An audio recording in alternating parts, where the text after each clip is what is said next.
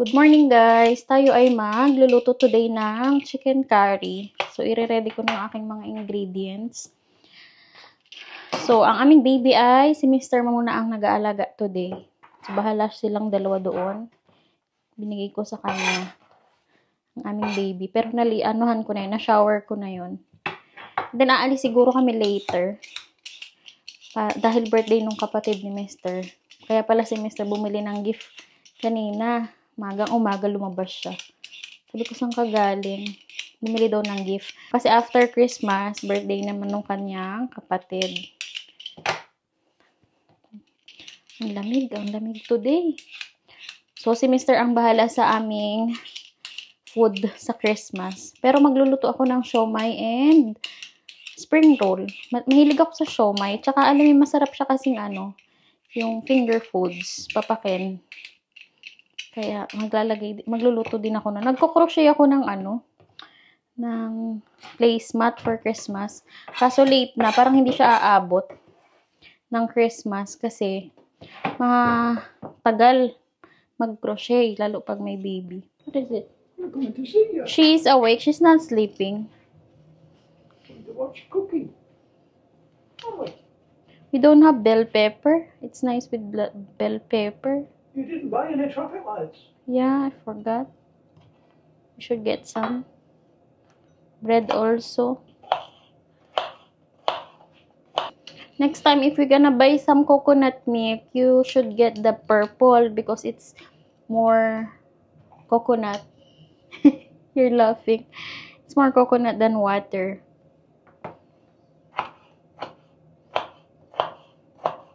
See? It's sharp. Because of the sharpening stone. Oops.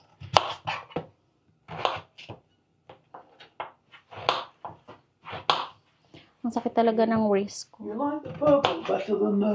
Blue. The blue is only 25% coconut extract, while the purple is around 56, I think. I put it in the fridge to make it a little bit frozen so that... You see, this is reduced fat. Yes, but the thing is, less concentrated. We're gonna have some chicken curry. Ay! My wrist is really pain. Don't know why. Oh, have you scratched your nose, madam?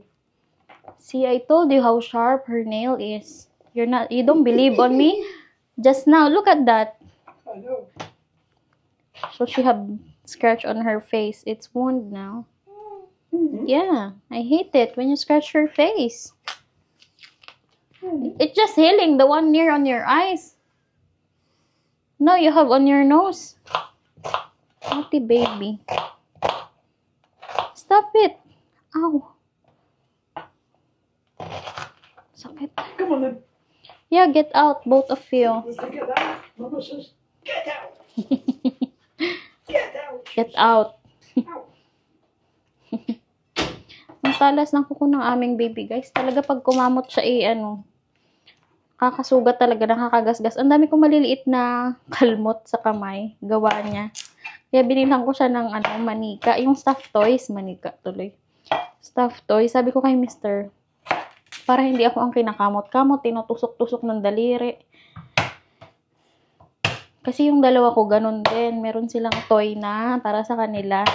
Pag nagmimik. Nangihingotong ang tawag doon sa atin. Ewan ko sa ibang province kung same lang ng tawag. Yung nagkukukot-kot yung kamay nila, guys, pag nagmimilk. Nangungurot-ngurot, nangangalmot, pisil-pisil, ganyan.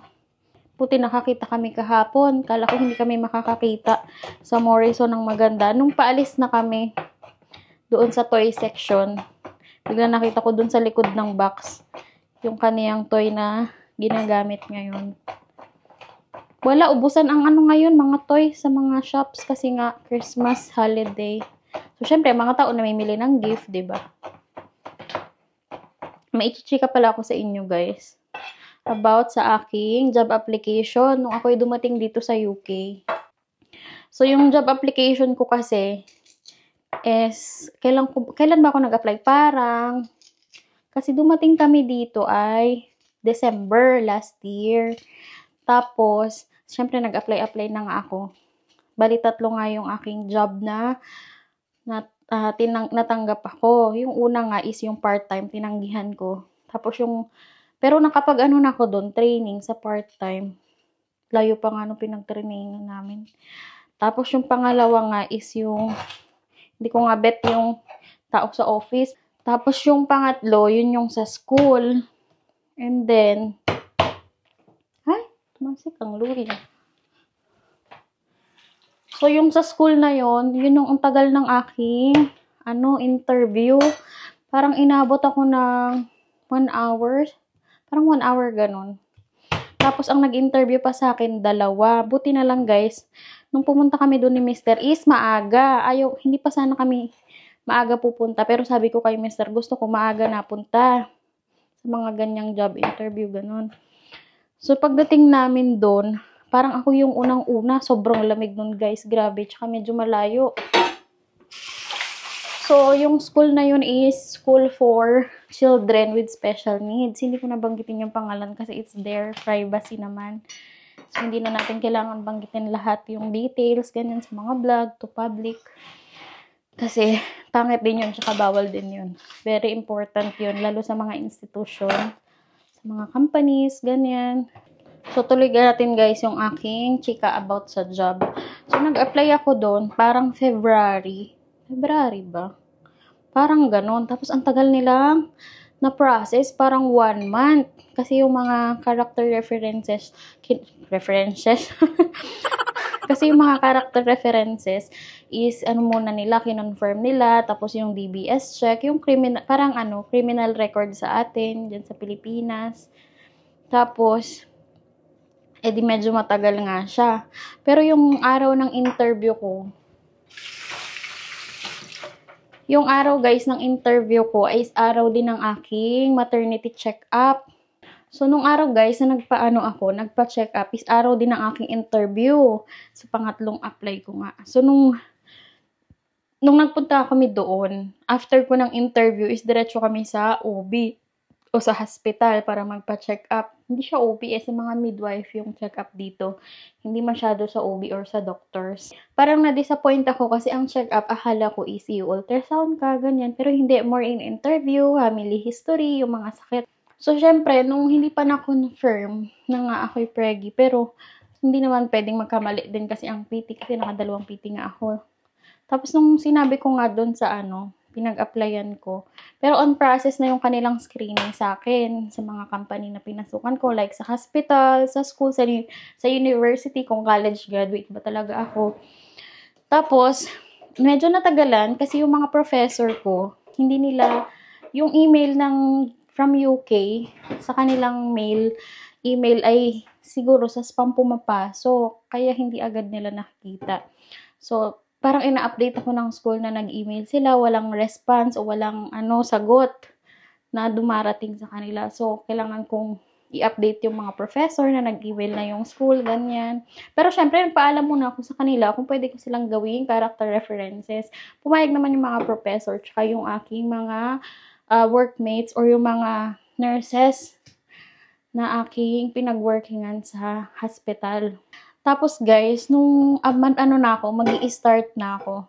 Kasi na-confirm na lahat, ganyan, okay na. Sabi ko dun sa company na hindi ako makakapag-work muna. Sabi ko, kailangan ko silang i-inform kasi na ako nga ay buntis, ganyan. Sabi ko, karapatan nila na malaman na ako ay preggy kasi yung papasok ako doon parang hindi ko sinasabi na buntis nga ako, ganyan. And then suddenly, pag malaki na yung tiyan ko, saka lang ako magpapaalam. So, parang itinalig ko sila sa akin. So, nung magi-start na ako, guys, parang kailangan ko na lang tapusin yung aking fill upan online. Sinabi ko nga sa kanila na preggy ako. Tapos, sabi ko sa kanila, I think karapatan nila na malaman na ako'y preggy. Tapos, sabi ko ganyan sa kanila. Tapos, parang, sabi ko sa kanila pa, is baka pwede na i-adjust ko yung aking application, pagkapanganak, ganyan. Ito na ngayon, end of this year. Tapos sabi niya, tatanungin daw niya sa team. Tapos sabi naman nung nung nag-reply ulit, sabi niya, yun, willing nga daw silang magantay pagkapanganak ko. Ang sakit, hindi makabuhat yung kamay ko.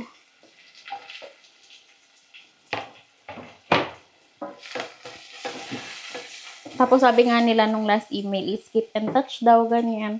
So kapag kapanganak ko guys, kailan na ako nag-email? Sabi ko is, pasensya na, late ako nag-email. It's been a while since my last email na sabi ko ngayon nakapanganak na ako and my baby is healthy.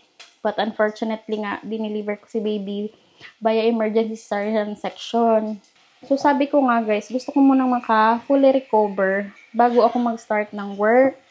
Tapos nakakatuwa lang kasi willing pa rin nilang mag-antay na ako'y maka-recover bago ako mag-start ng work. Wala, natuwa lang ako kasi yung interested pa rin sila na ako ay i-hired. Although nung sinabi ko nga na preggy ako is mag-i-start na talaga sana ako mag-work. Parang yung huling email niya, sabi niya, bago ko sabihin na buntis ako is tapusin ko na yung pipil-upan ko online para masabi niya na kung kailan ako pwedeng mag-start. Kasi nga, sinabi ko nga na preggy ako. Kung okay lang ba na yung application ko is ituloy ko after ko makapanganak. Wala, nakakatuwa lang. Actually, pagkapanganak ko, parang after 1 month, iniisip ko na silang i-email. Na-delay na hanggang ngayon na mag-performance na ang aking baby. Na ngayon ko lang sila na-email. Kaya sabi ko, pasensya na, late yung aking email. Pero willing to wait pa rin sila. Wala, nakakatuwa lang as in. Sabi nga ni Mr., it's nice to feel that, you feel wanted. Na gusto kang i-hire. Anyway, maganda nga siya sa feeling. Nakakatuwa. So, pagka ready na ako, sabi nila, saka daw, sabihin ko lang daw, para ma-settle na yung aking pinipil-upan online. So, ayoko siyang guys, i-give up. Kasi na-hired na ako. Tapos, alam nyo ba dito, although madali lang siya mag-apply, kaso, kahit madali siya mag-apply dito, nakakaano yung lagi kang i-interviewin, lagi kang mag-a-apply online. Sa Indeed pala ako nag-apply guys. Sa lahat ng work na aking pinag-applyan, lahat yun ay sa Indeed. Sabi ko nga sa inyo yung mga nandyan sa Philippines, pwede naman kayo mag-apply ng job dito. But, hahanap kayo ng sponsorship visa. Kasi yung isa kong instructor dati sa Red Cross sa Philippines, nagkausap nga kami. Akala niya ako ay sponsorship visa. Sabi ko hindi, spouse visa yung hawak ko. Sabi niya, ay wow, taray. Ay, ganun. Pero yun, si sir, mabait yun talaga. Tagal nun sa Red Cross. Registered nurse yun sa Philippines eh. Ewan ko dito kung anong work niya. Baka nurse din. So, yun lang guys. Chika ko lang about sa job. So, today, sana wala akong makalimutang ilagay kahit ako'y daldal ng daldal. Dami kong dinadaldal. Dami kong chika. Gusto ko nang ilagay itong ating carrot. Ang sakit ng waist ko. Ito hindi makabuhat. Parang wala siyang puwersa.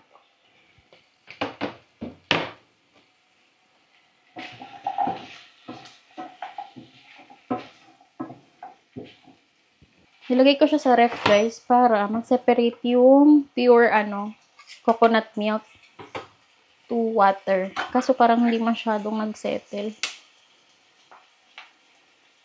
Lalagay ko na to.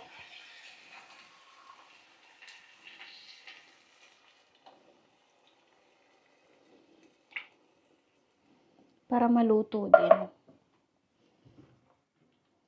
So, ayan. Tayo lang natin maluto-luto yan. Ano ko na pala yung aking ingredients para sa ating siomai and sa ating lumpia. Favorite ko talaga yung lumpia and spring roll. Grind na tayo guys. Ang labnaw talaga ng dito guys, coconut milk sa can. Hindi katulad ng coconut milk sa atin. Kahit yung instant, is malapot, 'di ba? Dito, malabnaw. Naglagay tayo ng 2 eggs. I think 2 eggs is enough na dito. Pero ang liliit ng eggs nila dito. Medium size na to, pero ang liit. Yan natin ng salt and pepper. Pangpalasa.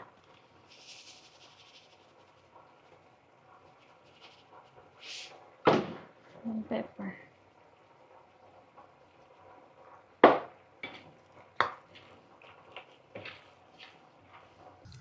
Luto na guys, ang ating chicken curry. And mukha naman siyang masarap. Then tinikman ko, tama lang naman yung kanyang lasa. So maya kakain na kami. Naantay ko lang yung aming rice ni Mr. So ayan na ang ating chicken curry. Let's eat. Nabalot ko na guys ang ating siomai. And then naluluto na itong steamer natin. Hindi ko na na-film kasi nga nalobat ang aking camera. Kaya ito na lang lumpia ang ating i-film. Same lang naman yan. Magkaiba lang sila ng wrapper. Nandyan yung kapatid ni Mr. May mga dalang gift sa aming baby. So, hindi na kami pupunta doon sa kanila. Kasi siya na yung nagpunta dito sa bahay. So, ito ang ating lumpia. Balutin natin ito lahat. Feeling ko hindi ko maubos ang wrapper kasi kakaunti na ang ating giniling.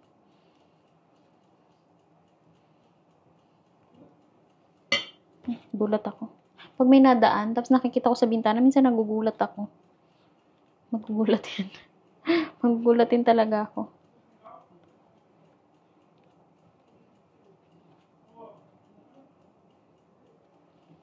So, ayan. Tapos na guys, ang ating siomai. Ilang piraso lang ginagawa ko, parang 2 layer lang. So, ang aking inaano naman ngayon, gagawin ay pang leche flan. So, lagyan natin ng konting vanilla.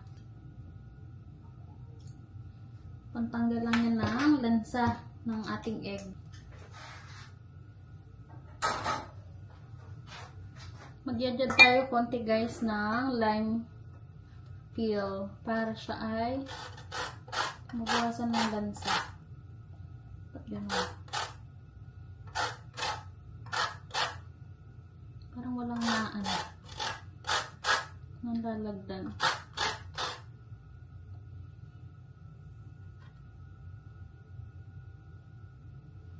Siguro pipigaan ko na ng konting lemon.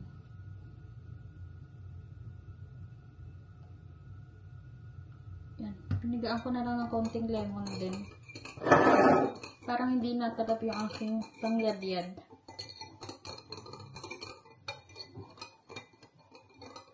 Bawas ano din yan. Sobrang tamis. Alam niyo yun. Ayun. So, ayun na guys. Kita natin ng iba. Parang nakukulangan pa kasi ako. So, lagyan natin to ng cream. Ito. So, ito daw ang magandang gamitin, sabi ni Mr. sa mga cream na hindi na kailangang lutuin. So, lahat natin ito. Nilagyan natin ng konting condense, pampalasa. So, guys, dahil wala tayong Eden, meron naman, kaso kakaunti. Ang ilalagay kong cheese ay mozzarella. Sabi ni Mr. ito daw ang masarap. Tikman ko nga. Pwede na rin. Lagyan natin guys ng mayonnaise.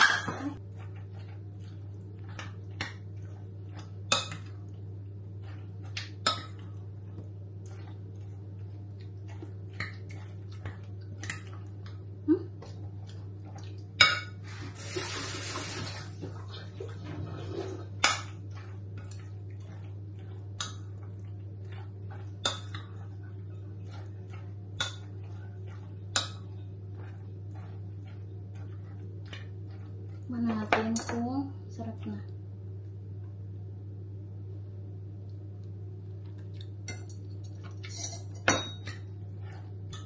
Pwede ng pagtsagaan guys.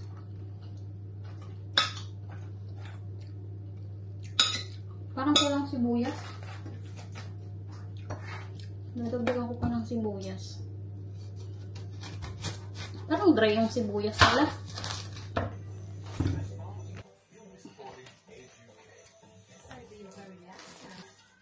Hello, pretty! Hi! So, medyo napagod na ang ating baby, guys. Kakapalit ng outfit dahil siya ay si Santa girl kanina. Si Santa baby. Tsaka medyo inaantok na. So, ito na ang kanyang blouse outfit. Bali, si Mr. ang magluluto today for Christmas food. So noisy, Mr. I'm gonna have a copyright because of your music. Oh no. So noisy.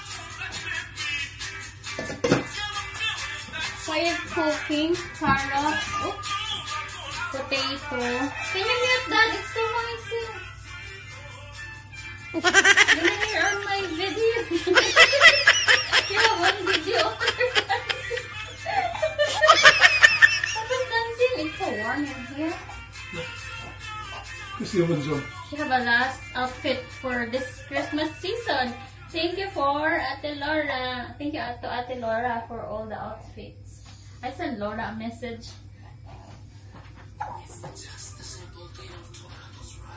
What, saying thank you? I said, thank you so much, Ate, big sister, open and close parenthesis, for Christmas outfits. Merry Christmas. Love, Michaela. And this picture.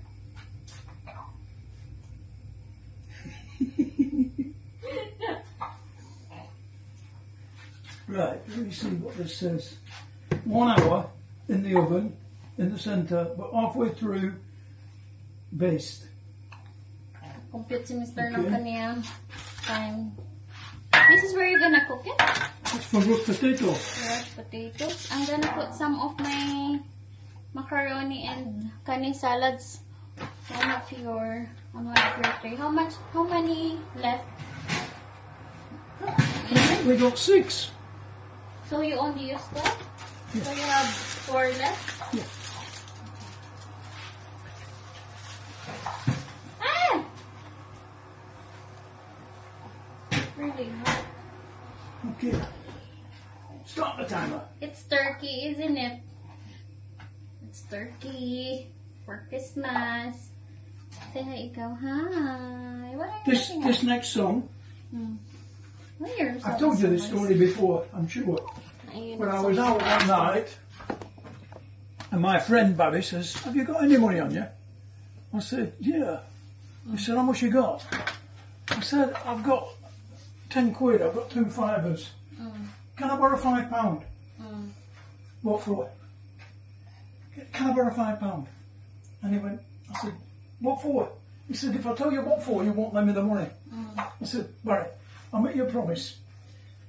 Sabi mo, If you tell me what it's for, I'll let you have the money, no matter what. No matter what the answer is, whether I like it or not, you can have the money."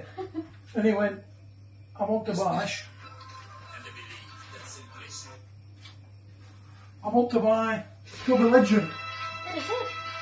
That one? this." Mm. And I just looked at him and went, like that. Bastard. Yes. Oh, Little figures quickly moving feet. special delivery. They used to play this song before the end of the night. So they used to play 3 songs before 8 o'clock. This was one of them. And quite strange, life has told me this song is correct. He's lying on it. Let's move that now. Then on your head. Take my hand, I'll show you how to live. Let's open this present. 4-cylinder, flathead. I mean, modern standards onwards. Let's get near. Near, come over here. Why are you thinking to get a new perfume? Oh, you decided to get me a perfume. Because she didn't tell me. I have there upstairs. What, Katy Perry? No, I don't have Katy Perry. Isa stolen my last Katy Perry. She liked my last Katy Perry. Isa. So I let her have it. I know. That's why you've got some. Thank you.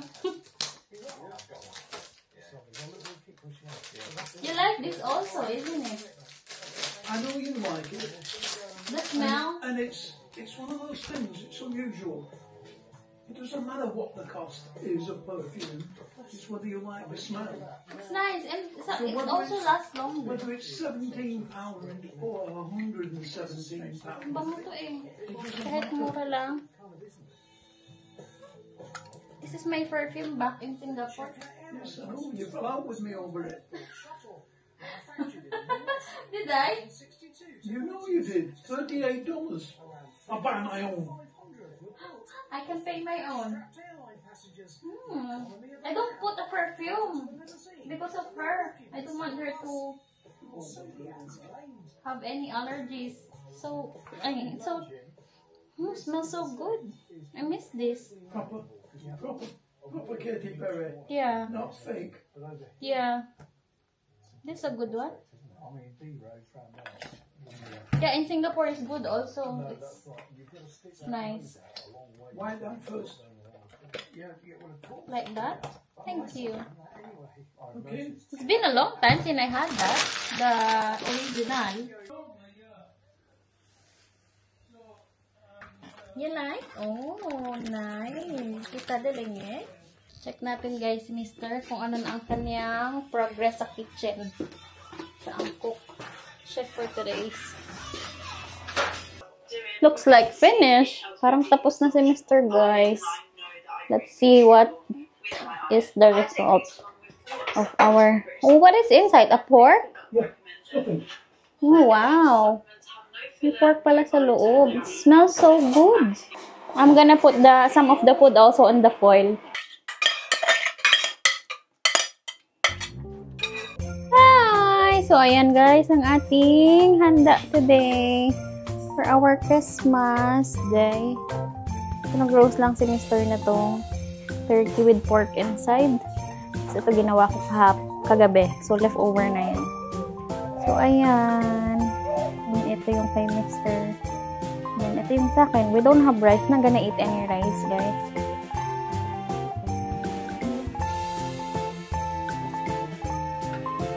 You need to have some food.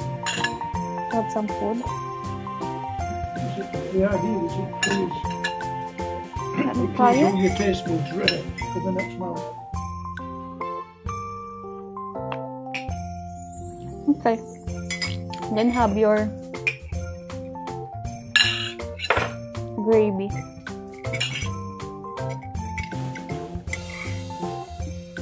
Is it nice? With the pork? Something. Oh, salty? I'm gonna put a little only then. You've got one really crispy one.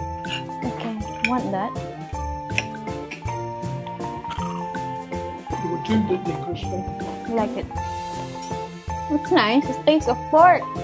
Hi. That's why you use pork oil. Have you tried the turkey yet? It's nice. I like it.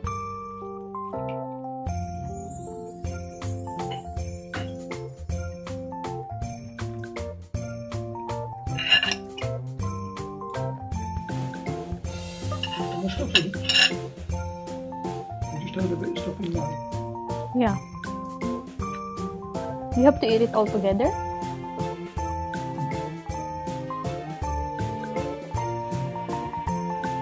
The idea behind the stuffing is it puts you digestive.